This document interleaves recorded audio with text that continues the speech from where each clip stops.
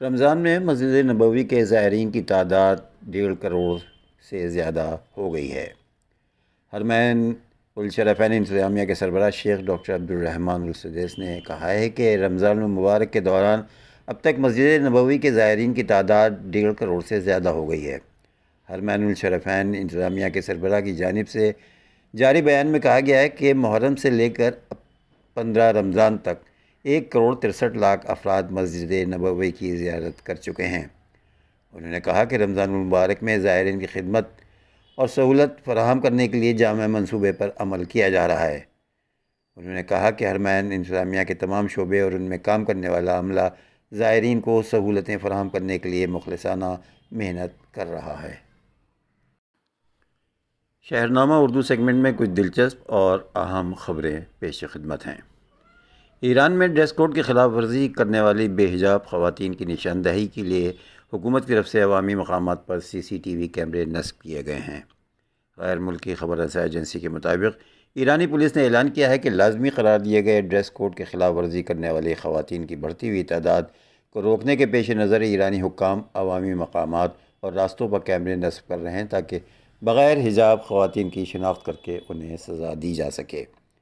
Police نے اپنے اعلامیہ میں کہا ہے کہ ایک بار شناخت ہونے کے بعد خلاف ورزی کرنے والی خواتین کو نتائج کے حوالے سے انتہائی پیغامات ارسال کیے جا رہے ہیں۔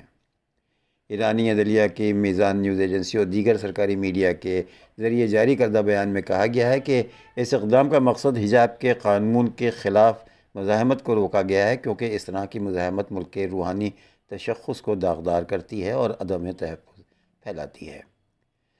خیال رہے کہ گزشتہ ستمبر میں ایران کی اخلاقی پولیس کی حراست میں 22 سالہ کرد خاتون مہسا امینی کی ہلاکت کے بعد سے ایرانی خواتین کی بڑھتی ہوئی تعداد حجاب اور ڈریس کوڈ کو ختم کرنے کا مطالبہ کر رہی تھیں۔ رپورٹ کے مطابق لازمی قرار دیے گئے ڈریس کوڈ کے خلاف ورزی کرنے پر گرفتاری کا خطرہ مول لے کر بھی ایرانی خواتین کو ملک بھر کے شاپنگ مالز، ریسٹوراں، دکانوں اور گلیوں میں بڑے پیمانے پر بے نقاب دیکھا جاتا ہے، جبکہ اخلاقی پولیس کے خلاف مزاحمت کرنے والے بے نقاب خواتین کی ویڈیوز سوشل میڈیا پر گردش کر رہی ہیں۔ ہفتے کے روز پولیس کے بیان میں کاروباری حضرات سے مطالبہ کیا گیا ہے کہ وہ معاشرتی اصولوں کی پابندی کی سنجیدگی سے نگرانی کریں۔ واضح رہے کہ 1989 کے انقلاب کے بعد نافذ ہونے والے ایران کے شرعی قانون کے تحت خواتین پر اپنے بالوں کو ڈھانپنے اور لمبے ڈھیلے کپڑے پہننے کی پابند کیا گیا تھا، تاہم خلاف ورزی کرنے والوں کو عوامی سرزنش، جرمانے یا گرفتاری کا سامنا کرنا پڑتا ہے۔ برطانوی شاہی خاندان نے تحفے میں ملنے والے گھوڑے بیچ دیے ہیں۔ برطانیہ کے بادشاہ چارلس III اور ملکہ الزبتھ II نے دبئی کے شیخ محمد راشد المکتوم، سعودی عرب کے شہزادہ فیصل اور قطر کے الثانی خاندان سمیت قابل ذکر ریاستوں کو اپنے گھوڑے بیچ کر تقریباً 2 ملین پاؤنڈ کمائے تھے، جس کے بعد شاہی خاندان کے لیے بنائے گئے تحائف قبول کرنے کے رہنما اصولوں پر سوالات اٹھائے جا رہے ہیں۔ تاہم برطانوی اخبار گارڈین کے مطابق بکنگم پیلس نے دعویٰ کیا ہے کہ یہ گھوڑے ان کے ذاتی تحائف تھے۔ ملکہ الزبتھ اکثر بطور تحفے گھوڑے قبول کرتی تھیں۔ 1978 میں مغربی جرمنی کے سرکاری دورے کے دوران انہیں 2 گھوڑے دیے گئے تھے۔ دبئی کے امیر اور متحدہ عرب امارات کے وزیر اعظم شیخ محمد بن راشد المکتوم ملکہ برطانیہ کے ریسنگ اور افزائشی گھوڑوں کے سب سے بڑے سپلائر ہیں۔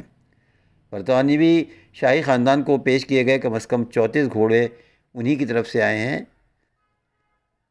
ایک گھوڑا جو بہت مشہور گھوڑا تھا، جس نے ملکہ کو رنل اسکاٹ میں 2013 کے گولڈ کپ میں ٹریک پر فتح دلائی تھی، کہا جاتا ہے کہ ان 5 گھوڑوں میں شامل تھا جو پرنس شاہ کریم الحسینی آغا خان نے شاہی خاندان کو تحفے میں دیے تھے۔